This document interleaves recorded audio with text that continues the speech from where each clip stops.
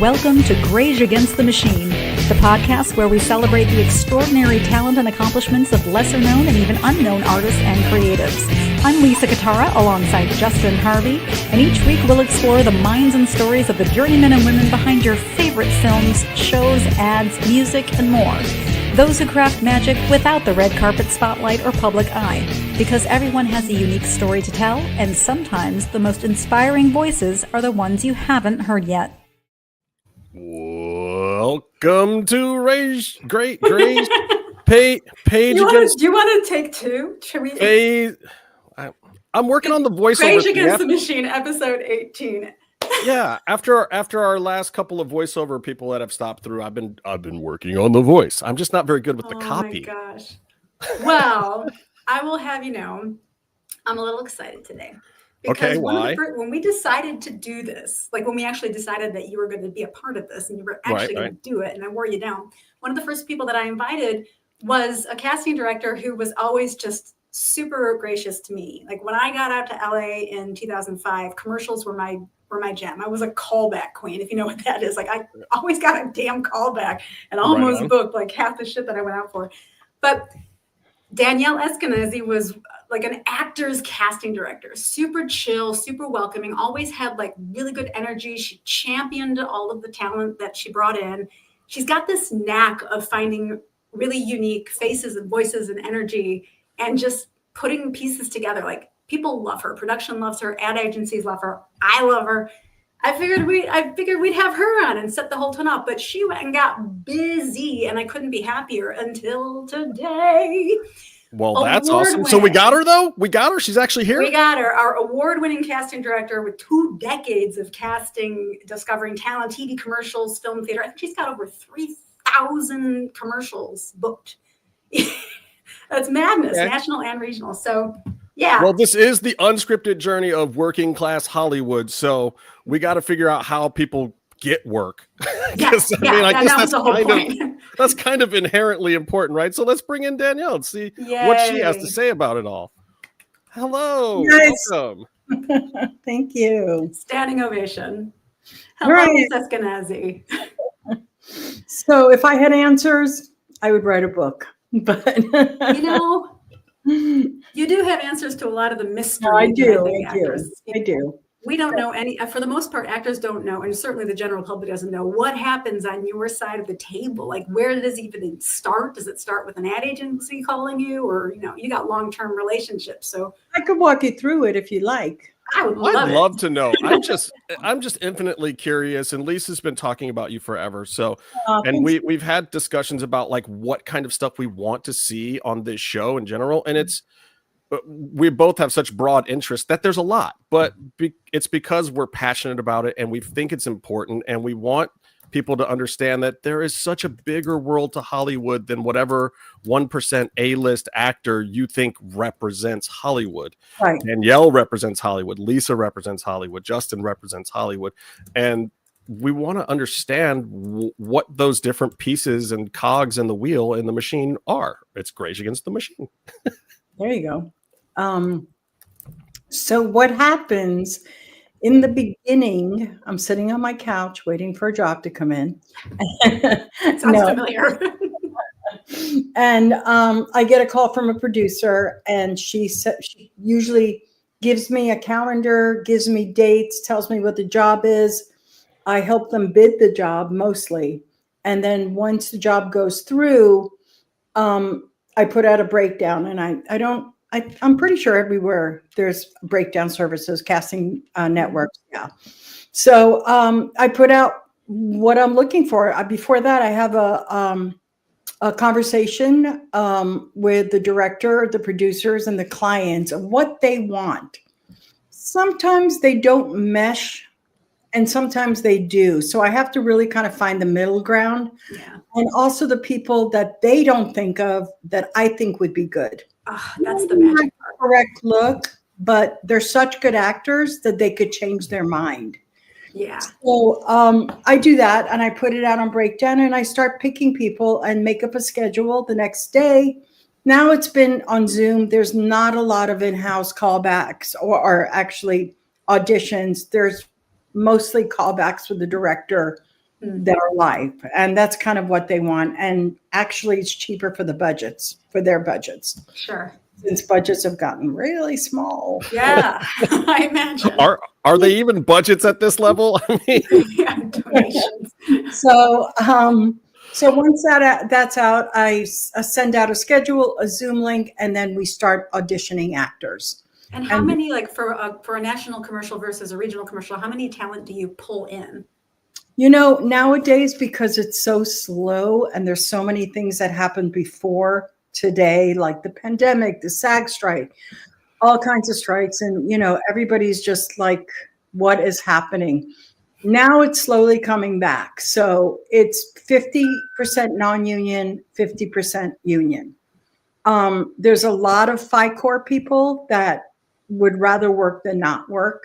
And you can explain what financial core is to people who might not know. Financial core is you can do both. You could do a SAG job and you could do a non-union job. The only thing that's taken away from you is voting and also screeners, which we don't care about because everything's streaming anyway. So those are the two things that is taken away from you, but you could do both union and non-union. Okay. And then, you know, I send a link at the end of the day to the director, producer, and the clients. They have their picks, and then we set up a callback. And then the director obviously either joins in the Zoom or we have a live callback, and sort of he takes over and redirects everybody that needs to be redirected. Nice. And then after everybody leaves, all the actors, there's sort of a round table, and they tell us, the clients tell us who they like, director tells them, and they're usually on board at that point after seeing the live callbacks. Sure. And then they give us a list, we put them on avail. Then there's a big client meeting. This is the part where I'm like, what happens right here? So many callbacks. What so we do, so you know, we have to make a link for them to present to the big clients. Okay. So there's the first selects and then there's the backups. So if the client says, I'm not crazy about the first select, instead of giving him all the callback, which will confuse everybody, we give them the second set of people that they like and the director feels comfortable working with as well. And then I get to book them. That's my favorite part. Oh, you get to call someone and say, "Hey, guess what? Yeah, you're booked." Do you still call, or do you? Oh no, I don't think I've talked to an agent in about 5 years. Literally, it's like, "Hi, I email you," basically. Oh my God. And then they fill out a form that gives them all their information, and then we send it to the producer, and it's amazing. There we go. That is amazing. I always wonder, like, when it comes down to, okay, we're going to have you in a callback, and then, okay, we're going to pin you for this project or put you on avail. And then we sit. I know. And we don't always get released either. It's always like, yeah, whatever happened to that job for Honda? You're like, oh, yeah. Well, what still on avail. Yeah, exactly. 2 years later. What I like to do is to put the people that were considered out of their misery as put it on casting networks and Thank say, you. Release everybody. Yeah, we'll take the next job. Yeah. Oh my gosh. I can't tell you how many times yours was always my favorite place to check in. Like just the whole progress of like finding parking down there on Sunset, and, like oh my God, walking upstairs, and is she in the office? Well, the thing for you guys was you have an audition at noon in Santa Monica and at 1 o'clock in West Hollywood. I remember the Valley. You know what I mean? So you guys driving around like maniacs was insane. Well, that is the improvement, though. So with Zoom, that is the improvement. Maybe COVID did us a little bit of a favor in that regard. But I was one of those people that had like 4 changes of clothing in my car, 5 auditions that day: Santa Monica, North Hollywood, Hollywood. And I was like, holy shit, is it always going to be this way? But back then, I was just 30 years old and I had all the energy in the world. I was like, look at me. I miss it because I was doing it with my kids. Both of my kids were, and they booked commercials like crazy. His kids are commercial talent. They are awesome. Book. And literally, I had 2 duffel bags in both the cars, and it was always like, okay, grab the kid, go down to Santa. And I mean, you're like in the car for hours and hours, and my kids didn't mind that part. And how old were they? They started booking both around the age of 7, and they're 2 years apart. Wow. And they both booked solid from like age 7 to 13 or 14. And then we all left LA area. So that is not slave labor. That is return on investment. Yeah, that's cool.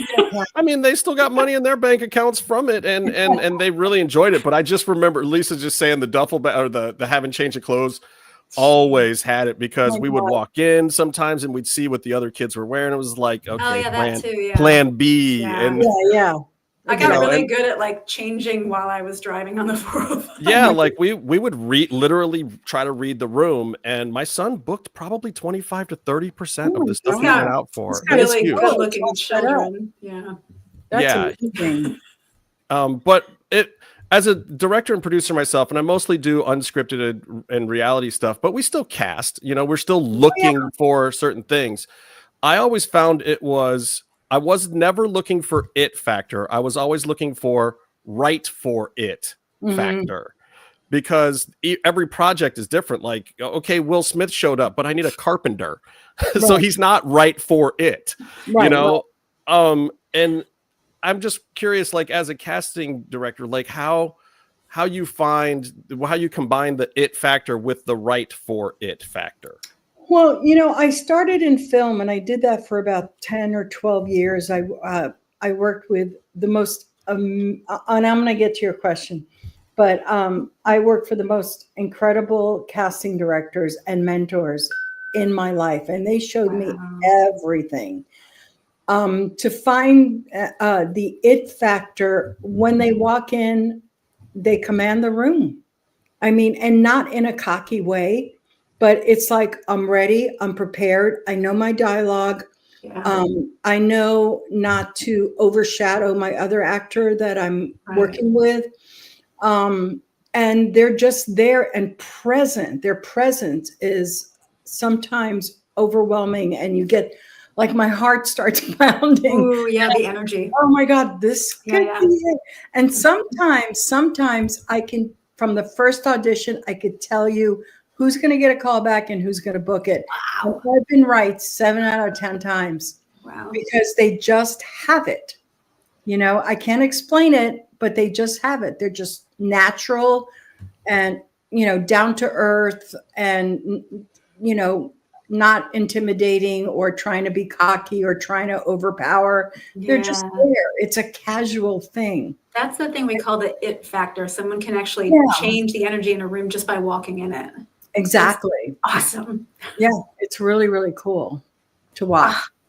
Well, and it's also hard to find. I mean, people think that it's easy and it's recognizable, but I think that your senses and your acuity to it and sensitivity to it is probably better than most, because you're a professional that is always looking for it. Yeah. I think a lot remember that there's no classes for casting directors. Right. Yeah. You don't, go to college to become a casting director. It's sort of an innate quality that you just know. And you either make it or you don't, because sometimes, people are giving projects and they call themselves casting directors, and who they bring in is all wrong. Right. Bringing in friends and people they know. Yeah. Or just pick the wrong people, So it's definitely who your mentors are and how you learn from them. And how much of it is your own intuition? Because you certainly had intuition. Yeah. Because I know, like when I watch a film, I know who's amazing and who maybe was miscast in this one. There's a reason why they were in there, and I don't know what it is. You know what I mean? So there was a picture deal. There's something going on. Packaging.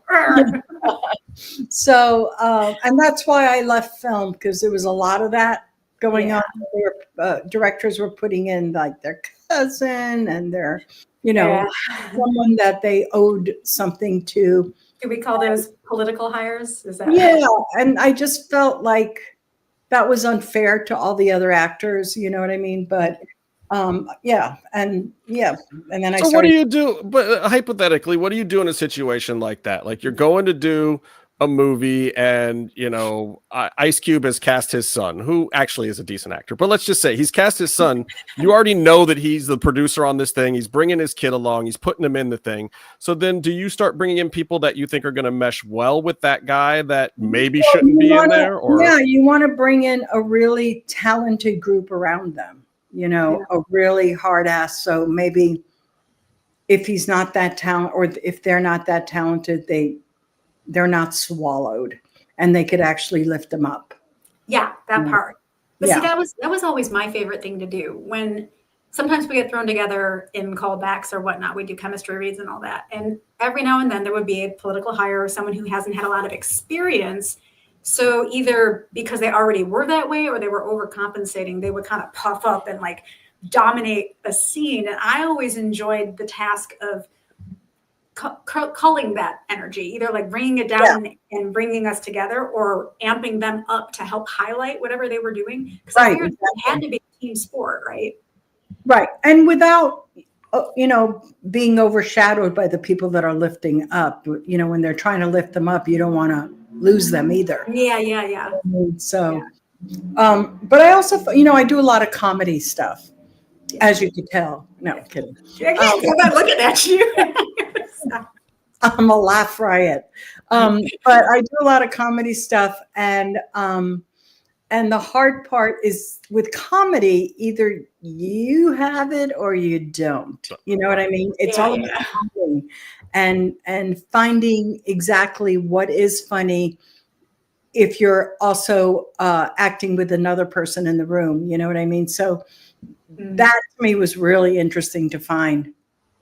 Well, getting that list of comedic actors, but getting a list of those people who do comedy who aren't comedic actors, they're in the middle of the comedy and the comedy happens around them is also a thing. Two separate. Yeah. And sometimes, there's a straight man that, they do that and the comedy's around them, which which is cool. Comedy itself is so tricky on so many levels because of the different types. And do you need somebody who's going to show up and come up with 10 ad libs of their own and basically almost be a writer, like a Will Ferrell kind of guy on set? Or do you need them to deliver, what's on the paper in funny new looks and ways? Like, can you give me 10 different versions of the exact same 3 lines? Like, that's really hard. And who would do that? Melissa McCarthy, who's I love her. Genius. Genius. And I would keep every single improv thing that she's ever done in. Oh, crap. We can't do our own commercials. It's going to be like, And, honestly, a lot of comedians are now acting. And I think Amy Schumer is a brilliant actress. I really do. I love watching her because she's just on target. Her temperature and her buttons are choice. Yeah. I think for the comedians, I've noticed that so many of them come from such dark places to be comedians. Absolutely. That when they finally go around the corner and Jim carry it into a dramatic performance, you're like, why are you so good at this? And all the comedians are like, do you know how much trauma we all have? Like, do you know what it's like to get up and do 30 minutes to dead silence and just bomb? Like, we hate ourselves. We're great at trauma. So many hecklers too, and how to handle those, that's tough. Oh, it's miserable. I know. I've gone up twice in my life and I'm good. I don't ever. That's right. You did comedy on stage. Because I was a writer and I was in my co-writers were a comedy troupe as well. So there's been a couple times when I wrote the jokes and a couple of them killed, but the feeling of being up there, I've performed music in front of people. That's fine. I've done plays. That's fine. Comedy is not okay. There has to be something a little wrong with you to really enjoy that. It's like you're naked in front of people and you're just like, you want to clothe yourself slowly. Yeah. It's really hard. It feels personal. I commend them. I think that's a talent that comes in a very natural way. Well, Danielle, weren't you an actor at one point too? Like you've been through this? No? You've never felt inclined to go through the hell that we go through? I was in the schmata business for 15 years before I even started saying to my friend who worked at CAA, I said, I want to get into the entertainment business. What could I do? And she's like, try casting. I'm like, okay. I had no idea. Wow. And my first job was a film called At Close Range with Christopher Walken, Wow. Sean Penn, Kiefer Sutherland, the whole. So like small name actors no one's ever heard of. Great. Yeah, that was my first assisting job. Wow.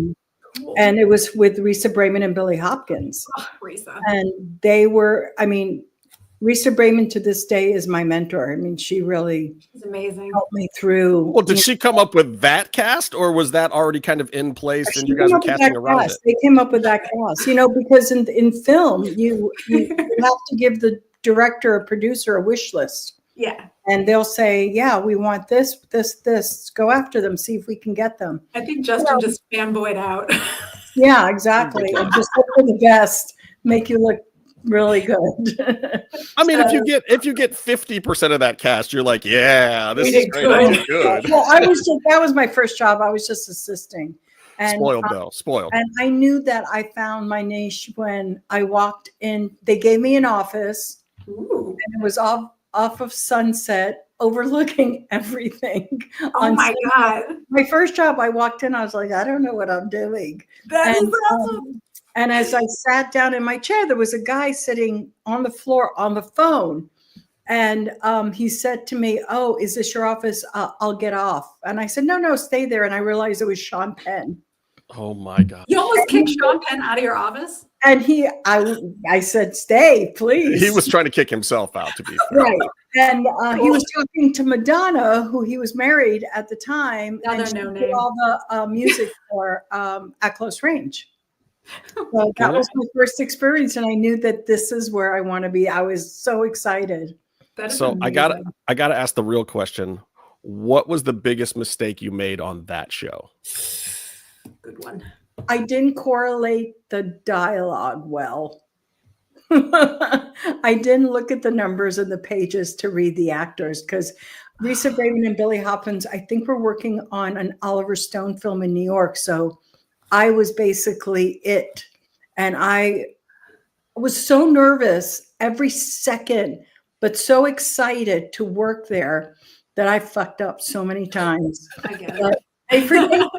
They forgave me. So, and we had an amazing cast. So I was really, really happy. And then my little name at the end, casting assistant Danielle Eskinazi. So good, right? Doesn't like every single time your name appears, don't you go, yeah, it feels good. Yeah, no, it feels good because you work really hard. Yeah. Yeah, really hard. So have you ever gotten mentioned? It's not for everybody. Right. Yeah. Have you ever gotten mentioned in a thank you speech? Ooh. No. I've never had that one, but I hear that feels better than the seeing your name on the credits. It would be nice, actually. Yeah. I think we are just become aware of that we even exist. Right. That's all kind of new. And now people who are getting actors who are getting nominated and win an award, they do mention us a little bit. Every now and then. It's like, can they remember that do mention? Because we're so grateful. Like we can't do this unless you give us the opportunity to prove our worth. Right. We're the ones who put out the calls. We're the ones who help with the contracts. We're the ones that, manage them to get on the screen, So, like I think it's probably hard for people to remember that far back in the process too. After well, then they should do it more. No, it's not. Like I know who called me to book me. I'm like, oh my God! Like I got this from Danielle Eskinazi. I was I even write it down. Like I have a journal and I put who it was. Like no, it's not that far back in the process. Yeah. No. Yeah. It's nice to be remembered, and it's nice to be recognized for the job that you do too. We are often forgotten. So. Well, I tell people all the time, like we're all freelance at the end of the day. Even if you're with a production company to a certain extent, every time your name goes up on one of those screens, that's your brand, that's your logo, that's your name, that's your product. And it means more than just like you as a person worked on it. It's your career, your industry, your whole thing goes into that one little moment. And I hate when I see those credits speeding by now on the TV versions of shows. Pause. Yeah. I'm like, look, I get it. Nobody's watching it. You want to keep their viewers while they go to the next show. That's fine. Right. But I prefer it when they keep it regular speed, picture in picture, and just start the other show. 1,000%. And again, that was another reason for this podcast was that, now that they're streaming, everything is streaming, those credits go by. You don't even get to see them. I'm like, no, those are the people you guys don't recognize. The 96% of us that our names go down, really fast, and you don't stay for those credits. You got to be pretty well in order to get, above the credit single card. That was like, above the credit single card. That's what I do. Yeah, I feel like we can do a whole podcast just on like going through the different types of bookings and credits on film and TV, and like, where are you? Are you an and? Are you above the line? Yeah, these days I have trouble even figuring out on some products where the line is. Like, where is above the line and where is below these days? Right. It's always, if you're very important in making of the film, it's usually above the credit. Right. So it's like, Brad Pitt in whatever, Inglourious Bastards. Yeah. So that's what attracts people. But if they saw Danielle Eskinazi, they're like, well, I don't know if I want to watch that film. No, I'm kidding. Bullshit. Not everybody. I would watch it. So there you go. Unreal. Well, to be fair, maybe you haven't been recognized enough by actors. And you know what? Actors, what the fuck? Mention the casting directors. They are everything. You wouldn't be there without them. But you have been nominated for several awards, and you have won awards as well. So it isn't unnoticed. One of them was the Talent Managers Association, I believe. And I didn't win, but I was up for twice. Amazing. Yeah. So that was cool. That was cool. That was cool to even be nominated. Just to be nominated, being recognized. So that's really cool. To be seen. Yeah. Like they know that I'm here and I'm doing my part. Right. That's basically peer recognition too, right? I mean, that's other people that you work with and trust and believe in too that are nominating you for those awards, right? Yeah. And the managers are the ones who vote. And I think, just the managers do. Yeah. Well, it sounds like the group that you want the respect from because it makes your job easier, right? Yeah, no, really. It's great. It feels good. And also backstage, I was one of the ones to follow on Twitter before it was X. So there's a reason for that. So you have full force come out to use your social media to help actors in so many different ways. I know that you're part of the AFI women's program, but even that aside, like you have used your social media, you've even got your own podcast or something or Zoom that you help actors constantly. Talk about that. That's huge. I teach classes every other month, weekend classes. And I only take 11 people because I know some other casting directors are like 25 people. You can't teach 25 people, and I do it in a weekend. So I really spend a lot of time on dialogue because that's what they're mostly stuck on. Commercials, when you walk into a room, walk out of the room, that's easy. But when you have pharmaceuticals and it's a lot of jargon, you got to make sure that you feel comfortable with everything that you're talking about and and maybe used everything you've talked about, So that's what I like to work on. And I do a little improv stuff and, a little here, a little there. So, and it's a fun class. We have such a good time. How could they not? That's your personality. You're very welcoming and accommodating. Let's get weird. Who wants to get weird today? Let's go do this thing.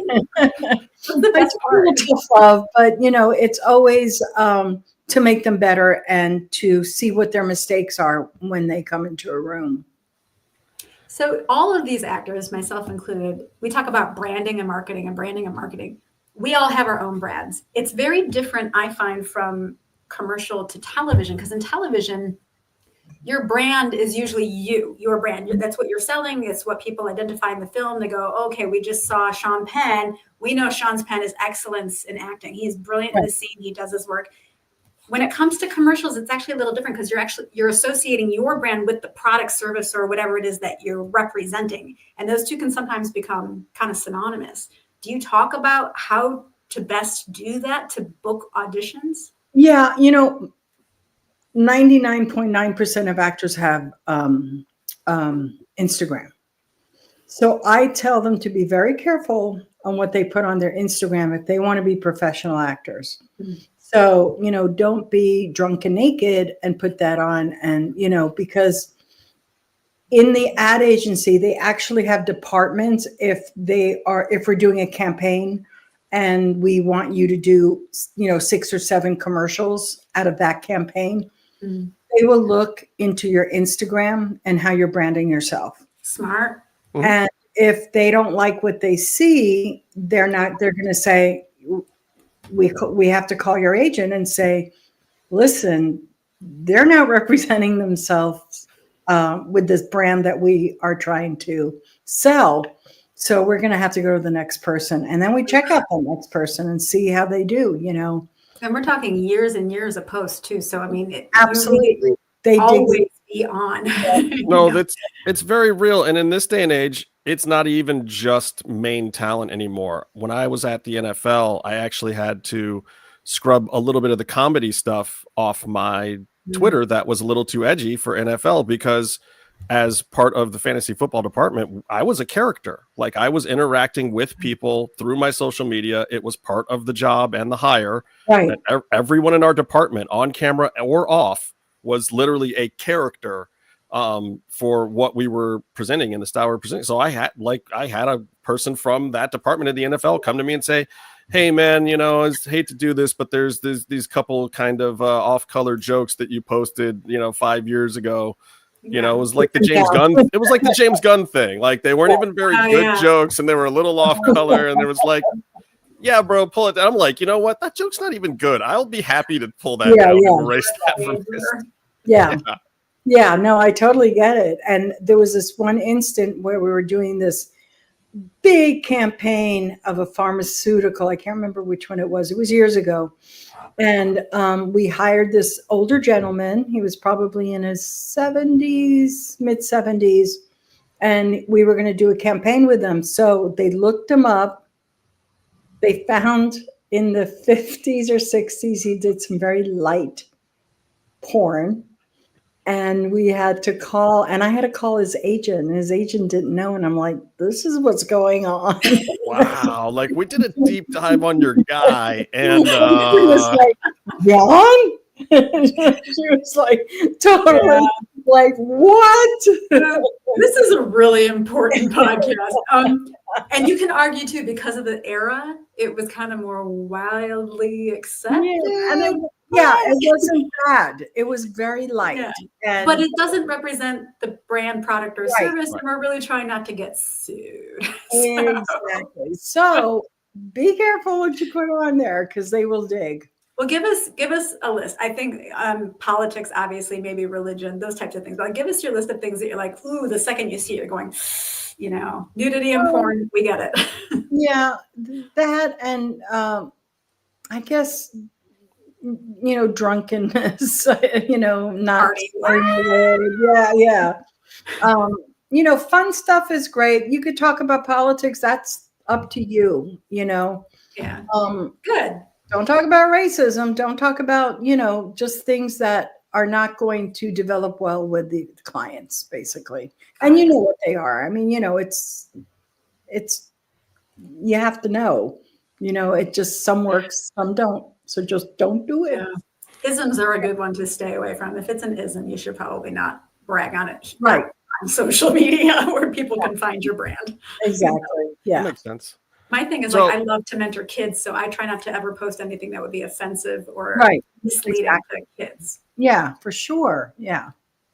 Which is, that makes sense too. And I think I have kind of done that. When I went to Full Sail in Orlando, I learned what Disney words were, because there's so many kids around that whole city. So you just stop cursing. And like, my own children were surprised when they even heard me curse. What is that? Like cold I turkey? did. And Lisa has known me for a long time, and I am not.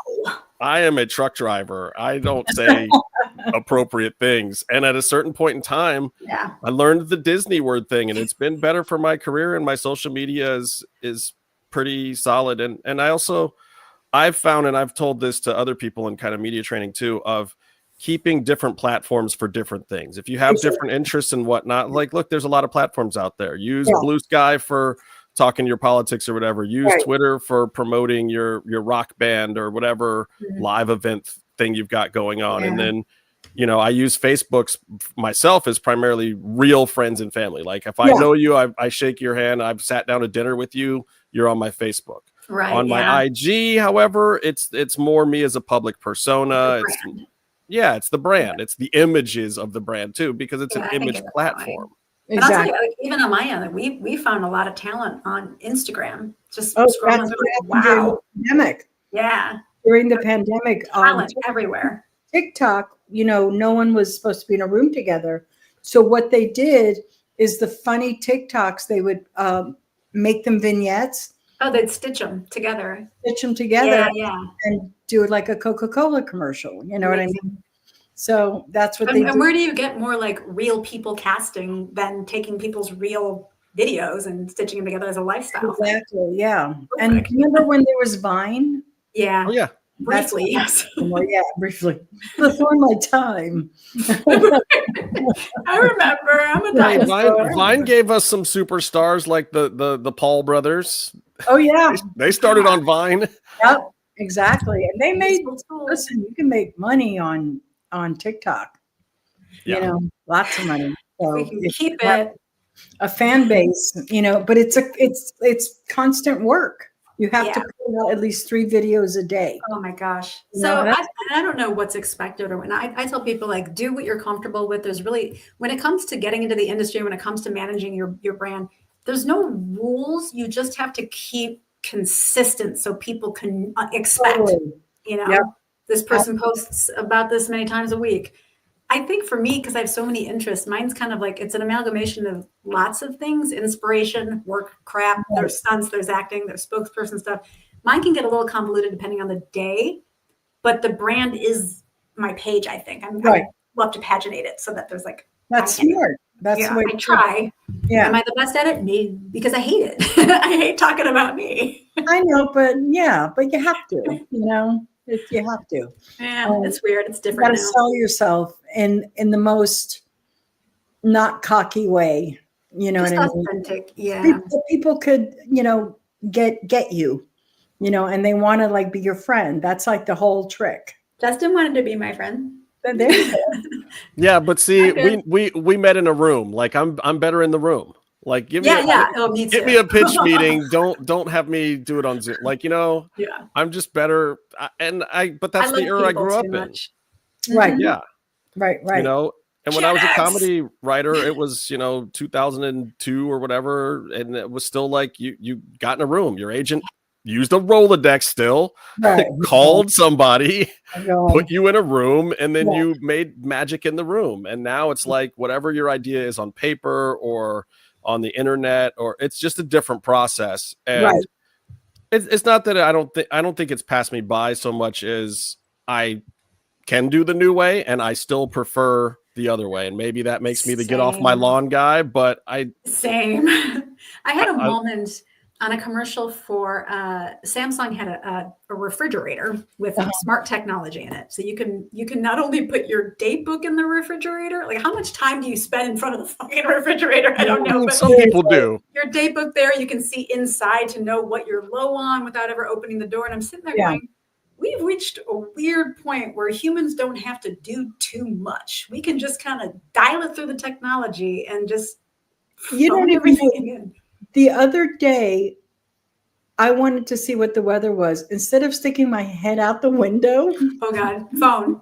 I looked at the weather report and I realized, what the fuck am I doing? You let somebody else tell you what you could have known for yourself for sure.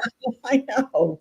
It was so stupid. I'm like, where on my balcony? That's so dumb. Like literally outside is right there. Yeah. To be fair, it's May in California. Like it's kind of the same every day for the most part. You just depend on it so much now that you start believing all the bull. You know? Yeah. You have to make your own assumptions. I do worry about that, though. The less we have to rely on our own memory, the less we have to rely on our own communication skills, the less we have them. Yeah, exactly. When was the last time you read a book? Today. All right, I'll take that back. I bought one last week. myself to. Damn it. I bought a book. I haven't cracked it yet. That's okay. It's there, and like for the next year, it's that's there. true. It is. Yeah. Maybe osmosis. I don't know. Something. Put it under your pillow sleep at night. Oh my gosh, you guys, what's happening to us? So I will never let go of that kind of stuff. Here's what but that kind of leads me to another question of, on your side of the industry, what's one thing that you would change or that you don't like about the casting side of the business? Honestly, I like every part of the business. I really do. And that's why I've been in it for over 25 years. I mean, I love my job. Yeah. And, you know, they say when you wake up and, you know, about work, you know, it's not work, but it's true. And I love my job. I love auditioning. It's not even a job. Yeah. It's like playground, you know. Yeah. I mean? Well, you come skipping into your office when I just love every minute. And I'm like, oh my God, I get paid for this. This is crazy, you know. As you should. There's not a lot. The only thing I don't like is when the director and the agencies don't agree, and that gets hard, you know. So what do you do in that situation? Because I would think as talent that the agency is going to win because the agency is the product, and that's where everything has to lie. Right. But and they know their client. Right. Yeah. You know, but what do you say to that up and coming director who might be somebody's kid or might be an important? Yeah. And, you know, look, directors are 26 years old now. They're not like, you know, in their 50s and they've done tons of films and commercials. They're like, I'm new. This is what I want. And this is what I'm going to fight for. Yeah. And then you have to kind of go, okay, but I don't think you're going to win, but we'll see. Yeah, and then they bring some more people in. And I'm like, okay, I could do that. And then they always revert to the first one that they pick. Yep. So that's what usually happens. Some of that is the key to that is making them feel like they came up with the original idea. Yeah. It's a mental game. It's crazy. Oh my gosh. But that's the part that, you know, I have to go back to the drawing board and find somebody else that they might like. And then they're like, no, we like the first guy. That's a mystery. It's very different now. Like directors are kind of like us. They're gig economy.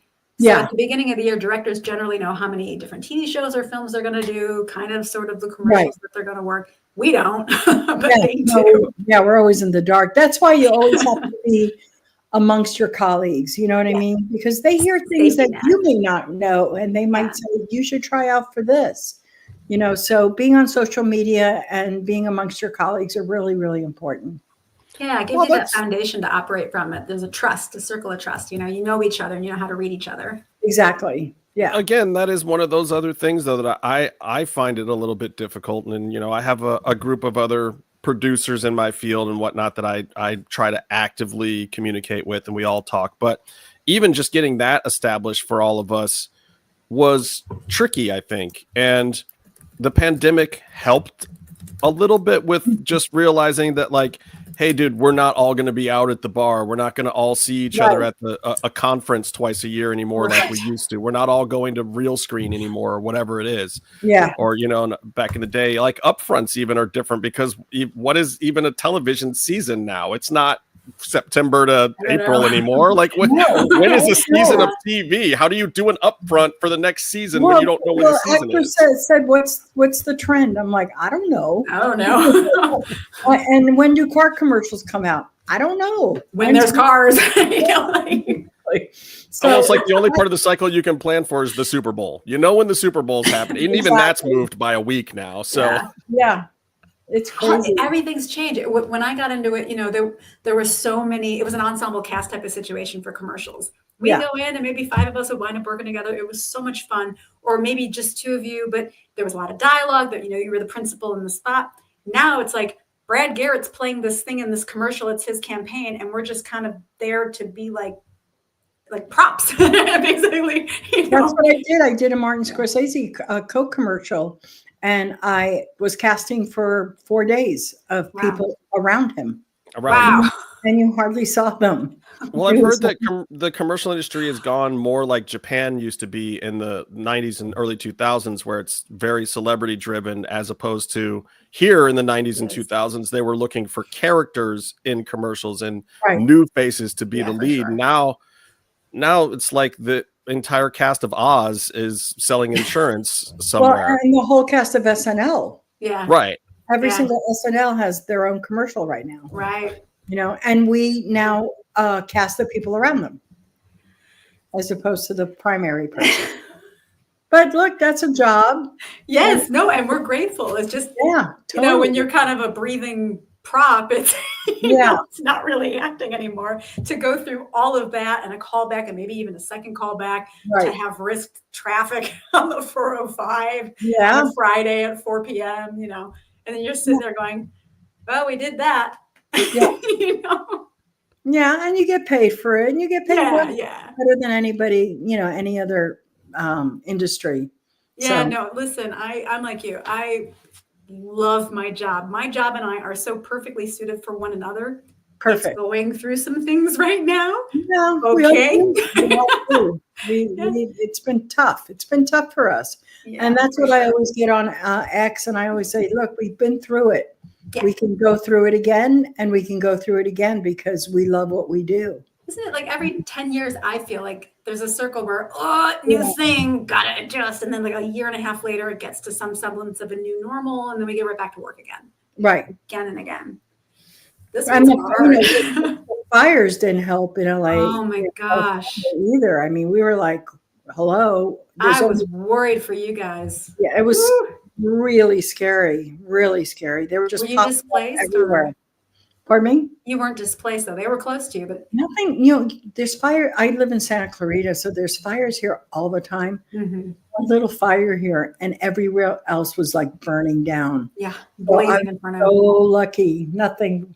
I had my bags packed. I had my kid with me and 2 dogs. And I'm like, I don't know where we're going, but I go. What does a go bag look for a mother of a child and babies and like, you know? I don't even know what I put in it. In fact, when I like a week and a half later, when all the fires were done, I opened my bag. I'm like, what the hell was I thinking? What was this? I need my passport. I need my birth certificate. All the vital shit's gone. Put that in it. I was like, I was just packing. I don't know. Like, I'm probably going to want that. Yeah. Weird. All I had was my computer and a pair of underwear. That's all I had. You know, that's a good start, though. That is a solid plan. So what do you guys think that we do? Like, to me, looking at the industry overall, it feels like there's been 5 years of subtraction. Some years bigger than others, but we've been slowly whittling away at things. Productions have left, especially for LA, and Lisa and I both lived there for a long time. So it's like things left because of the pandemic. I was fortunate enough to get really good work in my industry when other people weren't during the pandemic. And then, you know, the couple of strikes, then fires, and it just seems like, and then also I think the shift into advertised streaming, which all of the companies are still adjusting to, is another subtraction because their own ad models, the people that pay all of us, the ad models have changed. Right. So they don't know their own finances anymore. Yeah. So that being said, it's not a mystery that there has been probably about 5 years of subtraction now.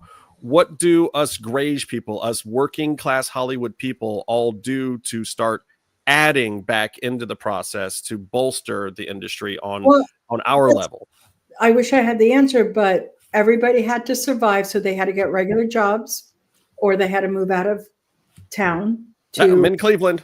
Yep. There you go. You know, if you didn't have a solid saving, that was dwindling down too, you know, so it's a matter of survival. It's a matter of getting your day job and, you know, eating your ego for a minute and surviving, and always know that it's going to come back. It will always come back. People thrive, and that's their escape, to go to a movie, to sit in a dark room and just let go and relax. We're arts and entertainment. We are the thing people seek to escape reality. Yeah, it's going to come back, and it's going to come back strong because we had a 5 year of what what are we doing? And it's just a matter of survival. And actors, producers, directors all have that taste of the entertainment business that they're not going to let go of, including. Yeah, it is. I don't want to say it's an addiction, but it's a commitment. It's not It for is everyone. But if it's you a have dream. that temperament, it's a dream. And once you get there, that's the thing. I don't think I can possibly have enough time to try to explain to the public, no matter how long we sit here, exactly how Hollywood is different from every other industry. For one, our unions are like no other unions across the country. Absolutely. We have down spells when, we fight for union provisions and rights and working conditions. And sometimes we get an inch, sometimes we lose 5, and technology, we're one of the first places technology hits and shifts everything from top to bottom. Yeah. The way that we're financed has changed. Now it's, we talk about A-list actors doing commercials. Well, that's because their stock is stronger. Yeah. It's something to invest in. So exactly. all of it changes, but we're still here. TV, Broadway, Broadway is booming like crazy. Broadway's going crazy. I love this part. This is where I began. Like, what is the magic sauce on Broadway right now? Come on. Yeah. People are dying to go and escape, basically. Yeah. Well, Broadway to me is also, it's IMAX. Like if you're going to go and do the experience and you're going to pay the premium anyway, you want the big version now. Right. Like people aren't going out as much. They're not spending as much day to day, week to week. Fact. So when you do it, it's like, okay, yeah, I can drop $600-700 on the big ticket. Why do I want to go to the small thing? And I think that hopefully trickles down to the point where it's like, man, we had so much fun on Broadway. Let's go see something in our own town. Yeah, and then it trickles down to, oh, we had so much fun in our own town. Let's go to community theater or whatever it is. So having mentioned Broadway and Broadway shows and how awesome they are, Danielle, have you heard of and have you gone to see 44 the musical? No, I haven't yet. Is it great? It's amazing. You have to go. One of my other bestie is one of the cast members, and I've been seeing it's hysterical. If you want to get a good romp at a time when you probably need it. I'm still trying to get through Severance, but I'll definitely. Are you watching Severance too? Oh, sorry, I'm in the second season right now. I'm in the first one. Crazy, right? It's wild, and I keep trying to watch it way too late at night. I realized that I need to watch Severance at like 6 p.m. Because you go to sleep on Severance at midnight and you're like, you wake up and you're like, where am I? Phenomenal show though. But Broadway, you're absolutely right, Lisa. I mean, it's so inspiring, to sit in an audience with women. You feel like you're in it. Yeah. It's this visceral experience and the sound comes through you. So I began going to Broadway. That's where I started, was on stage and musical theater. I went to the Eastman School, and I went to New York, and 9/11 happened. My timing is amazing, let me tell you. But to this day, 22 years later, I can still smell the theater, and I can still, the dust and the coffee. And getting dressed up and looking amazing, and it's such an incredible experience. Well, they wear jeans to the opera these days, which don't get me going. But yes, all of that. Yes. Yeah. Some traditions are amazing and will continue to be amazing. That's just an entire cultural shift. As I was driving home, seeing people come out of church, they're all wearing jeans and t-shirts now, like in all of them. It just wasn't like that when we were kids. You wore suits. Isn't it still an experience? Suit. Yeah. I don't know. When I took my daughter to see Annie at the Pantages in LA, we dressed to the nines. Like, yes. And that's part of the whole thing, is just you're in theater, Yeah. So I mean, a little bit of it is cosplay. Like, we're going to the theater. We're cultural people. Yes. But like books, when you crack them open, Justin. I will open the book. I will at least read the foreword sometime this week. You have to turn a couple of pages. I will turn a few pages, and then I will download the audio version. There you go. Yeah, exactly. And then when you get to it, you get to it. Yes. I absorb a lot of books. I just don't actually read them as much as I used to. I know. This is why podcasts are so trendy right now. Yeah. Miss Danielle, because we're creeping up way too fast on the hour. Yeah, we got about 5 minutes. I wanna milk you for all of your knowledge. Is there something inspirational or directive to give to people who are watching about the industry or about actors or? I'm thinking about self-tapes and how many problems actors have with self-tapes. Don't repeat the dialogue 10 or 12 times. The first 3 are always going to be the best. And the first one or the second one, you're always going to end up sending. Read the direction, follow the direction exactly. Don't, maybe you could use a button or 2, but don't make it everything and change dialogue, because there's a reason why the dialogue is written. So I always tell them, just read direction, just read the direction and just follow it. Maybe we overthink because there's so many decision makers that had to go through before it even got to you and then to us to read. And we want it to be perfect. Yeah, and I get that. And it should be not perfect, but something that you feel comfortable with to send. It's never going to get perfect. Right. Is it more important to you that we nail the concept or that we bring ourselves in it? Yeah, I mean, yes, both. Do what you feel. We want to hire your DNA. You're the person that we want to represent our brand. So just be as authentic and grounded as possible. Don't overdo it. Don't overshadow yourself. Just be authentic and grounded. That's all. It's really that easy. I think people work harder than to work smarter. Yeah. Well, we all want a book. We all want to get back home to set. So yes, there's that. We will, for sure. Don't overthink. Who are you talking to? I'm Jewish and an actor. What do you want? I overthink it's in my DNA. I know. But if this is your dream, you will, work hard and succeed. Just be patient. Yeah, that part. Because things change overnight by the minute. That's the part we should be excited about that too. I mean, I know it's hard right now, but there's excitement every time there's something new to learn and a new way to grow or connect. And that's in your blood. That's what you were meant to do. Sorry, Mom and Dad. Yeah. I know. If we would have listened to them, we would have been working at a bank. No. I think it would have been even worse for me. Like, bankers make money. I would have been in like social work. Like, I would have been helping lots of people and making like $26,000 a year. I don't. That would have.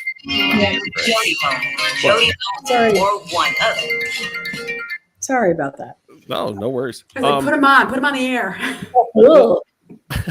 Thank you so much for joining us, Danielle.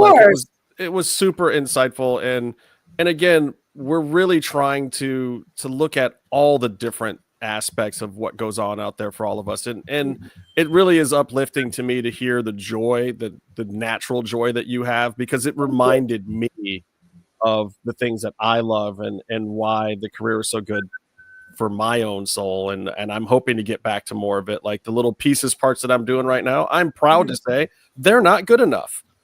I want more, I deserve more, and I'm going to work hard to get more, because damn it, these jobs, when you get in there and you do them well and you do them hard, they are really, they're soul stirring at times. You wake up and you really do say, oh my gosh, I get to all do this crap just happened and it was terrible and I am smiling. What is wrong with me? I love it. Yeah, that's the thing. And you look, one phone call can change your life. That part, it has so real, and I've seen it happen for friends and colleagues, and to some degree it's happened to me too. But that magic, no rules. It can happen any day, any way, from anyone. Exactly. You never know. So you keep on doing it. Yes, ma'am. From Atlanta. Oh my God! Thank you so much. You're so welcome. It was fun. Thank you so much for joining us. And all you guys, come back next week. Be sure to subscribe, tap the notification button if you're on the YouTube. Make sure you follow me and Lisa on the socials. I'm at JustinHarvey75. What's your social, Lisa? It's at Lisa_Katara. Yeah, and you're probably already on hers if you're here. And Danielle, any place people can follow you or get in touch? Yeah, I mean, I'm always on X. You can go to if you want to join my class. It's Danielle Casting is my .com is my website, and my classes are listed there. Great. Thanks for joining us, everybody. Thank you, everybody. We'll see you soon. Come back next week.